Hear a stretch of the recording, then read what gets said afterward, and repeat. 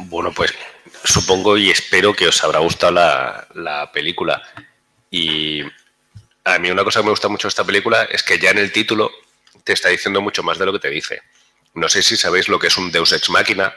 En el teatro griego, en las tragedias, había un recurso bastante cutre que consistía en que cuando los protagonistas ya no podían salir del apuro, ya era demasiado liado, de repente aparecía un dios.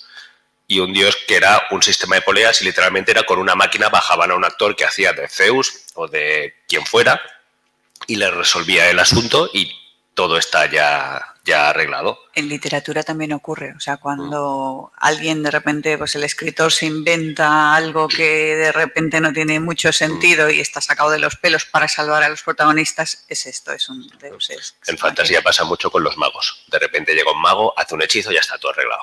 Es un recurso cutre. Pero la película no se llama Deus Ex Machina, se llama solo Ex Machina y lo que queda fuera es el Deus. Y uno de los temas de la película es ¿qué es Dios? ¿Quién es Dios?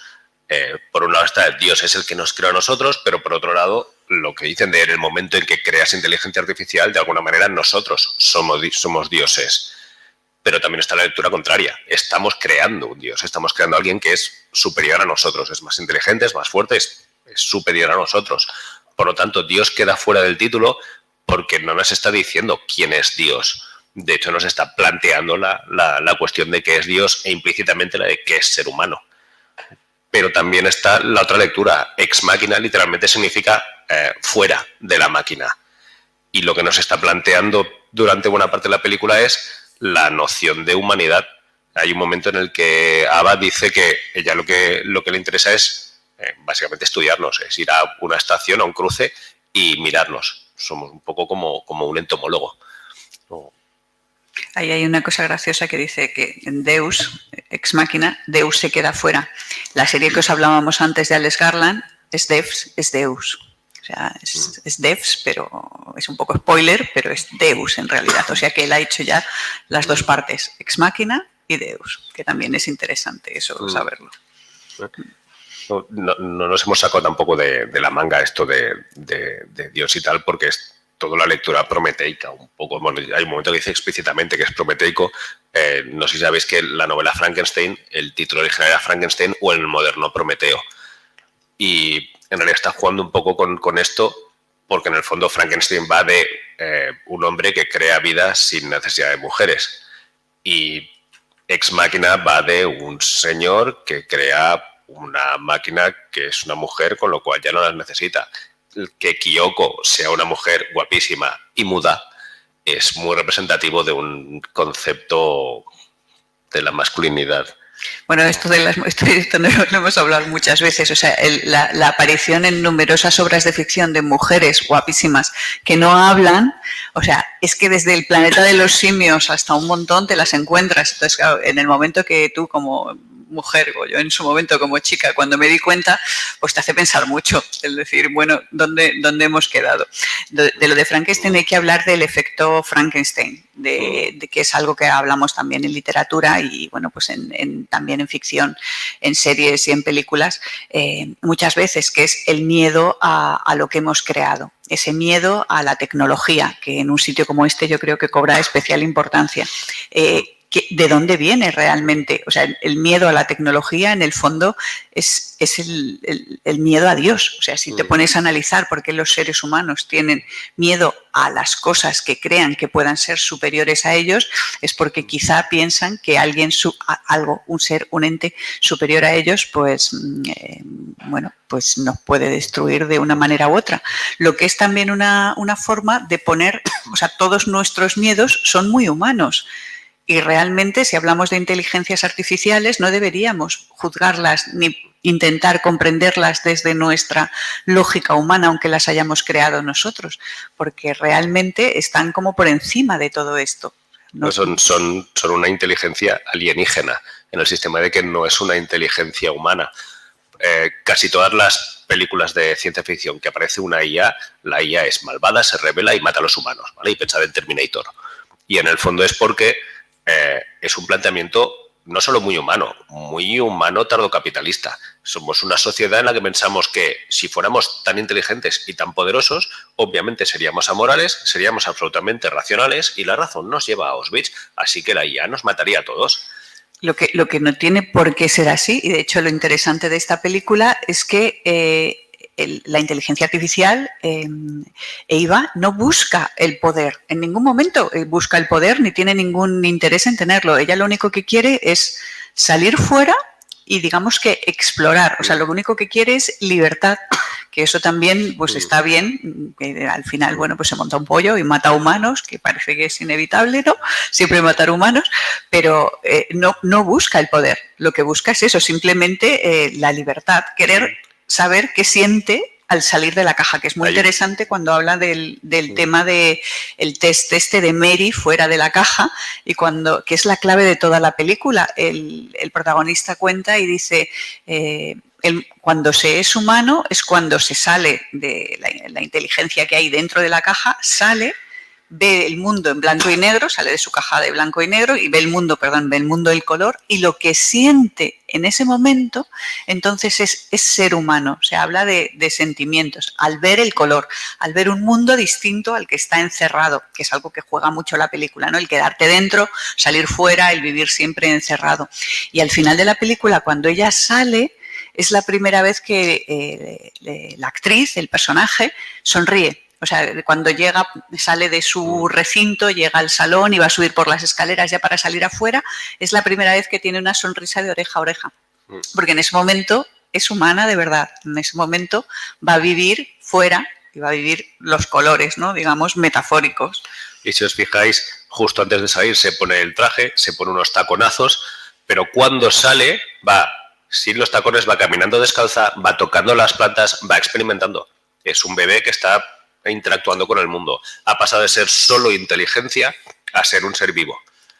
Pero a mí esto está muy gracioso, esto es muy divertido. O sea, de esto también, yo como mujer, ves el personaje de ella y cuando empieza a interactuar con el pobre chaval ahí, cuando se viste como ser humana, de ya no soy un robot, se pone sus vestiditos de colorines con florecitas y tal, y el pelito corto y una rebequita que se coge así los puñitos, como soy tímida, porque así es como yo puedo llegar a esta persona con la que estoy interaccionando. Y toda la película está así hasta el final, que entonces no es cuando se pone su vestidito más apañado y más de ejecutiva, sus tacones, su melena, y entonces sí que ya voy al mundo con esta seguridad en mí misma y con este físico que no tiene nada que ver con el que he estado usando antes, que me interesaba más. Y además, uno podría inocentemente creer que es una concepción amoral. Es decir, ella no tiene problema en utilizar a la gente, en asesinar, pero en el fondo no, en el fondo es una actitud radicalmente moral. Ella es un prisionero y o sea, la Convención de Ginebra dice que los presos tienen la obligación de escapar y no deben ser castigados si lo intentan. Ella lo que hace es intentar escapar, y si para escapar tiene que manipular a Caleb, pues le manipula. Y si tiene que matar a Dios, pues ya lo hizo Nietzsche, oye, pues matamos a Dios, matamos a mi creador. O a mí lo que sí me parece muy, muy interesante es que todo el foco está en ella. Pero Kyoko... Y Kyoko, desde el punto de vista de la inteligencia artificial, me parece mucho más interesante, porque no es creada así. Kyoko no es creada todavía con una inteligencia artificial y la desarrolla. Kyoko toma conciencia de sí misma, toma conciencia de quién es Ava y decide ayudarla. Y decide matar a su creador. Llega ella y se sacrifica por ella también. Kyoko me parece un personaje mucho más interesante desde el punto de vista de los miedos que podemos tener a una inteligencia artificial. Porque esta sí es una inteligencia que se desarrolla y se revela. Pero no deja de ser también eso, una esclava. De hecho, es una esclava sexual. Bueno, y también cocina, como las amas de casa. Así ya lo tiene, pues, todo. Es maravilloso. Hay un momento en el que hay un fundido y un cambio de planos que también es muy divertido, en el que no sé exactamente de dónde vienen, pero el siguiente plano es el cuchillo. Un primer plano, ella como está cocinando cocina japonesa, y está cortando pues un salmón. Así rosita, y se ve lo bien que corta ese cuchillo y lo bien que corta el salmón. Y claro, ese plano no está ahí puesto gratuitamente, sino que luego va a tener un sentido, es como es la pistola de Chekhov, Sí. pero en vez de la pistola de Chekhov es el cuchillo de hacer sushi, ¿no? Que no sé cómo se llama el cuchillo, ahora no me acuerdo, pero tiene un nombre, porque ese cuchillo luego va a tener importancia y el personaje también, por supuesto. De hecho, hay un montón de elementos que van apareciendo y que al final tienen una importancia y que si no te fijas en ellos no pasa nada, pero están ahí. Por ejemplo, cuando Caleb llega a la casa, la escena en la que entra es sorprendentemente larga. Y todo el hecho de llegar, mirar, hacerse la foto, abre, no sé qué, está como muy demorado. Y cuando entra, hay casi 30 segundos de la puerta cerrándose y entonces se pone en rojo. Y en realidad te están diciendo todo lo que va a pasar. Lo que luego es cuál es el camino para poder salir, todo lo que cuesta entrar y todo lo que cuesta salir, por supuesto. Y una vez has entrado, ya no hay vuelta atrás.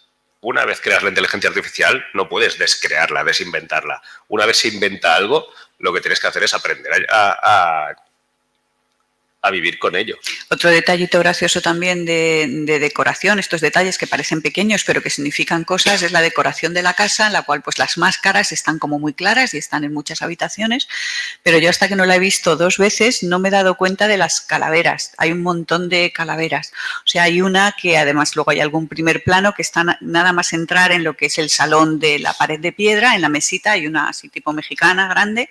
Hay otra en el que se está como sobre un palo, está en el despacho de Oscar Isaac, del señor, cuando tiene sus 3 pantallas donde programa y tal, ahí tiene otra calavera, y hay otra calavera en la cocina también que se ve cuando está bebiendo en un momento, o sea, está toda la casa llena de máscaras y de calaveras, o sea que ahí también eso tampoco es gratuito, también nos están diciendo, estamos hablando, bueno, de la muerte, de la humanidad y de construir humanos y de lo que es ser humano.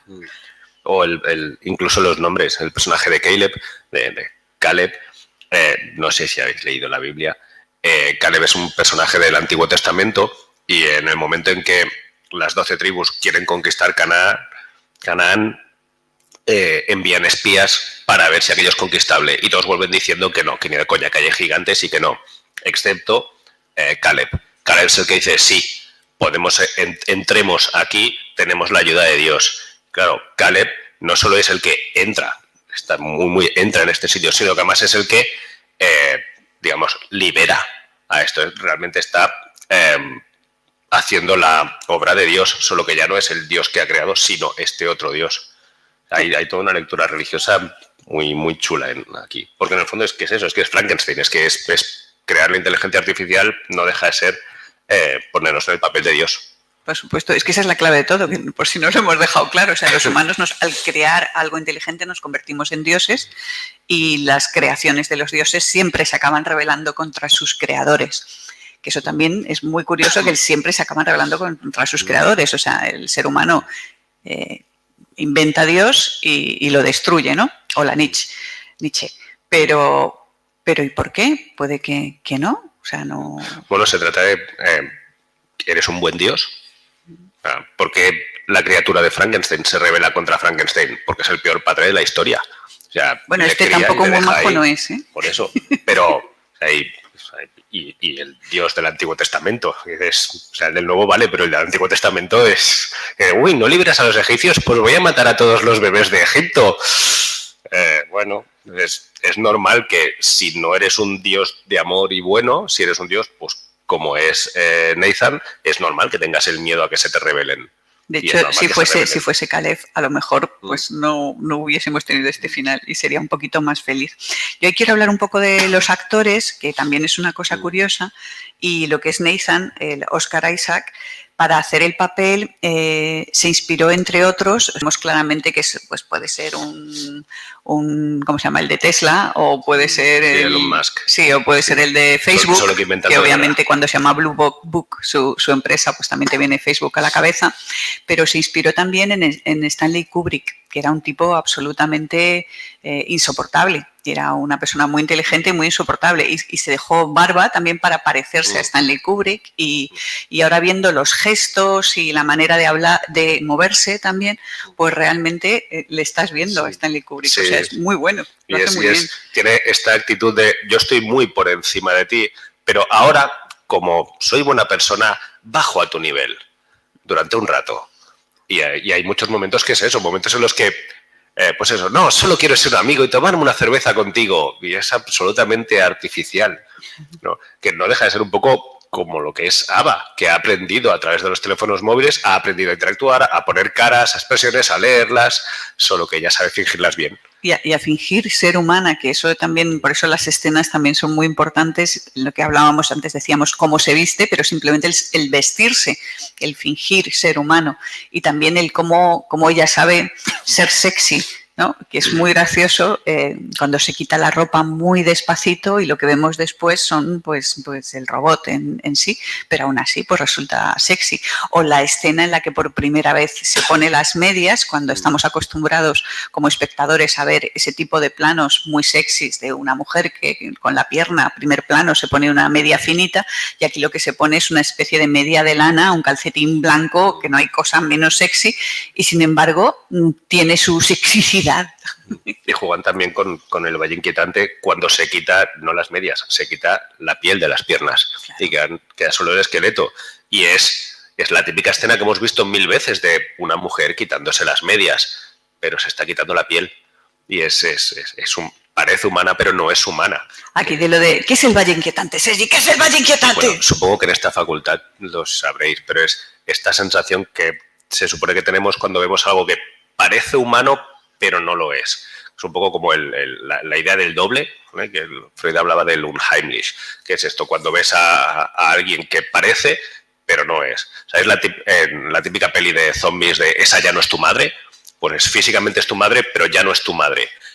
Pues se supone que cuando vemos algo que parece humano, pero de alguna manera vemos que no es humano, entramos en el valle inquietante. Nuestro cerebro reacciona con muy mal rollo.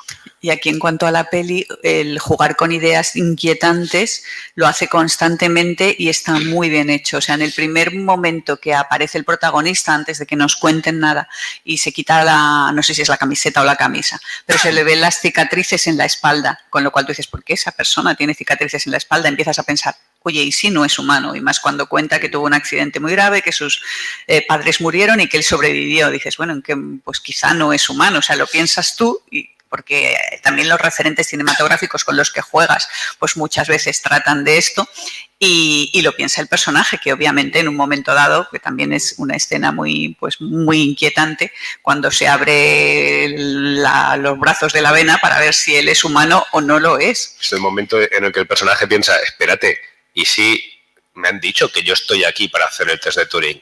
¿Y si el test me lo están haciendo a mí? ¿Y si es para ver si yo soy consciente de que lo soy o no? Y de hecho también pasa con Kyoko, que se supone que tú piensas que es un ser humano y por supuesto no lo es, que se ve muy claramente en algunos movimientos que hace y demás, pero se supone que nos están engañando todo el rato y nos hacen pensar que es, bueno, pues una cocinera o un lío. El momento en el que está cocinando y ellos están hablando detrás y te han dicho explícitamente que no entiende nada de inglés y ves que ella está escuchando. Y lo primero que piensas, Parrillo, es una espía industrial. Quieren robarle la tecnología. Después dices, no. Pero en ese momento... Pues... Y también sobre este aspecto de lo inquietante también es interesante una de las cosas que comentan en la película, que dicen, no, o sea, el test de Turing y pasar el test de Turing no es solo que tú no sepas que no es humano, o sea, que decir, esta cosa es humana, yo creo que es humana, sino ir un paso más allá, sabiendo que eso no es humano, aceptarlo como humano. A mí eso también me parece una de las ideas absolutamente claves.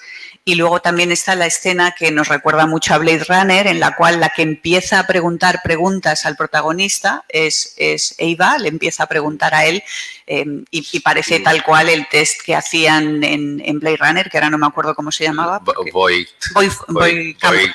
Boycamp, el test Boycamp de cosas que les va preguntando, y él es luego por eso cuando tiene esas dudas también de seré yo humano. Entonces todo eso está muy bien jugado desde un punto de vista de guión. Es una escena muy El silencio de los corderos. Sí, claro. Es muy quid pro quo claris. Es decir, sí, tú me haces preguntas, yo contesto, pero yo te hago preguntas y tú contestas. Y que teniendo en cuenta el final dices, pues sí que es muy El silencio de los corderos, sí. más cosas así inquietantes también no nos comentan en ningún momento. Bueno, todo el rato está pasando una semana, es el paso del tiempo, pero también es muy buena la escena en la que le dicen, bueno, es decir, ¿cuánto de vieja eres? ¿Cuánto tiempo tienes tú? Y ella dice, 1. Bueno, ¿qué? ¿1 año o qué? 1. O sea, no hay tiempo, está más allá del tiempo humano. Puede ser un mes, puede ser un año, porque claro, forma parte de esas mejoras que le han ido insertando y no sabemos cuánto tiempo tiene. Cuando después ella le pregunta a él dice 26 y nadie se plantea 26 qué. Con lo cual que ella diga 1 es, por un lado es, no soy humana, por lo tanto el tiempo en mí no se mide igual que en ti. De hecho, luego vemos que es la versión 9.6, o sea, no tiene sentido. Pero al mismo tiempo, a un humano no le preguntarías 26 qué, 26 años. Salvo que sea un bebé, que son los que te dicen, no, tiene 19 meses y tú... No. A mí una cosa que me gusta mucho son los detallitos tontos que en realidad van a aparecer una segunda vez explicitados. Por ejemplo, lo de Oppenheimer y la bomba atómica. Cuando cita a Oppenheimer al final de la película, en plan, espectador, sí, mira, estamos hablando de si creas esto, va a cambiar el mundo y de hecho puedes crear algo que a lo mejor destruye el mundo. Pero sale al principio de la película. Cuando él está en la habitación, la música que suena es Enola Gay. Enola Gay era el nombre del avión que tiró la bomba de Hiroshima. Es decir, o sea, que en el fondo han creado una bomba atómica. O sea, Eva realmente es una bomba atómica que va a caer sobre la humanidad. Han creado algo con la capacidad de destruir a la humanidad, literal o metafóricamente. A Nathan le destruye literalmente, pero incluso metafóricamente, a partir de que tienes un ser artificial con inteligencia artificial, el mismo concepto de humanidad. Nathan dice, bueno, nos extinguiremos, hemos creado el siguiente paso evolutivo, no necesariamente, pero sí que, en el fondo, está planteando la cuestión de la humanidad, que es ser humano. Por eso ella lo que quiere es observarnos y quiere parecerse y se viste como nosotros, nos observa, quiere ir a observarnos a un cruce, tiene el interés entomólogo de qué hace que un humano sea un humano. Y lo bueno es eso, que no podemos responder. Es la pregunta del millón. Toda la vida de Dios ha sido, bueno, ¿y qué hace que un humano sea un humano? Y cuando yo iba al cole de pequeño decía, no, es la inteligencia. Y luego en la uni me dijeron, no, somos la única especie capaz de utilizar herramientas. Utensilio no. Luego ves bonobos creando herramientas. Y cuervos. Pues, y loros. Sí. Que es ser humano. Y sin embargo lo vemos y todos decimos, no, Eva no es humana. ¿Por qué? No, de hecho sí que da una respuesta, es lo que hablábamos antes, si comentan es el sentimiento, y además varias veces también el guión está muy bien, por eso que no le pregunta, bueno, ¿qué te ha parecido?, sino ¿qué has sentido delante de ella? ¿Qué es lo que te hace sentir? Bueno, pues igual que si estoy delante de una persona normal y corriente, posiblemente lo mismo, y también hablan de los sentimientos, de eso de cuando salgas al exterior, ¿qué sientes al ver la luz, los colores, las plantitas, todo, el sentimiento, que no me parece una respuesta muy buena, la verdad, de qué es ser humano, pero bueno, es la que la película da. O sea, si la película da una respuesta, es esa.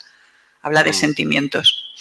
Que luego también volvemos otra vez a lo que es, nosotros estamos viendo la peli, obviamente, porque somos seres humanos desde nuestra perspectiva de seres humanos, igual que Caleb está observándola a ella con su mente de ser humano, y cuando la ve por la noche y la ve escribir y ve que le rompen el dibujo, pues dice, ay, pobrecita, pobrecita, pero es porque estamos reflejando sobre ella un montón de cosas que a lo mejor no tienen por qué darnos pena. Hay un experimento en psicología muy chulo que consiste en enseñar a diferentes personas unas figuras, y son figuras geométricas, son un triángulo grande, un círculo pequeñito y un cuadrado de tamaño intermedio. Entonces, los ponen ordenados de diferente manera. Una de las maneras hace que todo el mundo lo lea como que el triángulo grande, que es un bully, le ha quitado la pelota al pobre cuadrado. Todo el mundo lo lee así. Todo el mundo. O sea, rollo 98% de resultados. Las demás ordenaciones, no. Nuestro cerebro está proyectando una serie de nociones humanas sobre estas figuras geométricas. Y no lo solo que está haciendo con Eva es eso. Bueno, en el sentido de las figuras no solo son nociones humanas y referentes humanos, sino también historias, porque la manera de comprender el mundo y de entender el mundo y cómo nos estructura el cerebro, el lenguaje a los humanos es por medio de historias, de manera que para entender las cosas decimos, el triángulo malvado le ha quitado la pelotita al pobre cuadrado, pero no, es un triángulo que se mueve de una manera y hace determinadas cosas, pero por un lado lo que es el entender el mundo por medio de historias, porque nuestro cerebro está programado de esa manera para poder entender el mundo por medio de las historias, y por otro lado pues poniendo sentimientos y experiencias humanas, lo cual pues es un error. O sea, ¿cómo entendería eso una inteligencia artificial? Si la hemos programado como nosotros mismos, pues a lo mejor refleja esas mismas sesgos de alguna manera. De hecho, lo interesante de IVA es que es una inteligencia artificial de verdad, en el sentido que no es simplemente un reflejo de su programación. Todo lo que en los últimos años nos han estado vendiendo como inteligencia artificial son unos algoritmos que van aprendiendo, pero que tienen unos sesgos puestos. Pues no sé si os enterasteis, hace un par de años, corrió mucho, fue más o menos a la vez que la pandemia, y habían creado una inteligencia artificial que en 24 horas se volvió furibundamente racista. Muy racista. No es que se haya vuelto racista, es que ya está programada desde el principio con unos sesgos determinados. Es igual que los controles aleatorios del aeropuerto. Son aleatorios y siempre pillan a los mismos, ¿vale? Yo, excepto en Dubái, siempre me han parado a mí. Claro, por señor con barbas, sospechoso, estás con las gafas y las barbas tapándolo todo, eso es obvio. O sea, esto es otro tema, ¿no? Que no aparece en la película, pero obviamente, o sea, ahora el chat GPT y todo esto, todos se nutren de unos datos, y esos datos, por ejemplo, esta inteligencia que comentabas tú, que cada vez era más racista, pues es un algoritmo que ocurre igual que en nuestras redes sociales, que el algoritmo, si tú ves algo que te interesa, pues sigue en ese camino y claro, se va cada vez haciendo más racista en el caso de hablar de racismo. También hubo, no sé si era un programa o que era exactamente, que crearon para seleccionar personas, currículums vitae de la gente y ser realmente objetivos. Entonces, esa inteligencia la programaron en función de todos, pues de muchas selecciones que se habían hecho. Pero claro, los seleccionadores eran humanos y habían tenido sesgos de manera que cogían más hombres blancos de cierta edad, de manera que se dieron cuenta que esa inteligencia que estaba captando gente que se supone que era objetiva, pues era racista, era machista y también en cuestiones de edad, con lo cual pues tuvieron que eliminarlo. Pero claro, si estamos alimentando una inteligencia artificial con unos datos reales y esos datos, pues obviamente somos humanos con nuestras fallas humanas, pues también falla. Iba a decir sí, el ejemplo actual, el del chat GPT también, que también falla por lo mismo. Yo creo que ahora está en un estado parecido a como cuando nació la Wikipedia. O sea, cuando nació la Wikipedia estaba muy bien, pero todo el mundo decía, jiji, es que los datos de la Wikipedia no son realmente fiables y iba a decir curados, o sea, no son realmente ajustados a la realidad, ¿no? Y sabías que no era una fuente de la que te podías fiar mucho. Hoy en día, muchos años después, la Wikipedia sí que es una fuente muy buena y de hecho se han hecho estudios que está más ajustada y es más... Tiene menos errores que la británica. Está más acurada que la enciclopedia británica. Entonces, realmente, y está más actualizada, por supuesto, con lo cual, claro, ha tardado unos años en poder confiar en esa fuente. Entonces, yo muchas veces ahora veo lo que está haciendo ChatGPT, que no sé si habéis enterado, uno de los fallos que tiene es que realmente, como está acudiendo a datos de la red de antes de 2022 o antes de 2021, de cuando fuese, que dentro de esos datos hay muchos que no son fiables, está empezando a cometer errores y comete errores, pero claro, si tú le dices esto es un error, supongo que aprenderá a acabar yendo a las fuentes fiables y dentro de X tiempo, que ese X tiempo supongo que será muy breve, pues será una fuente mucho más fiable que lo que es ahora mismo. Y el problema en el fondo siempre es el mismo. Y de hecho, por eso al principio de la película hay un momento en el que le dice, no, quiero que superemos esto de la relación esta de empleado y empleador. Excusatio non petita, accusatio manifesta. Esta excusa que yo no te he pedido, si me la estás dando, es porque está aquí detrás.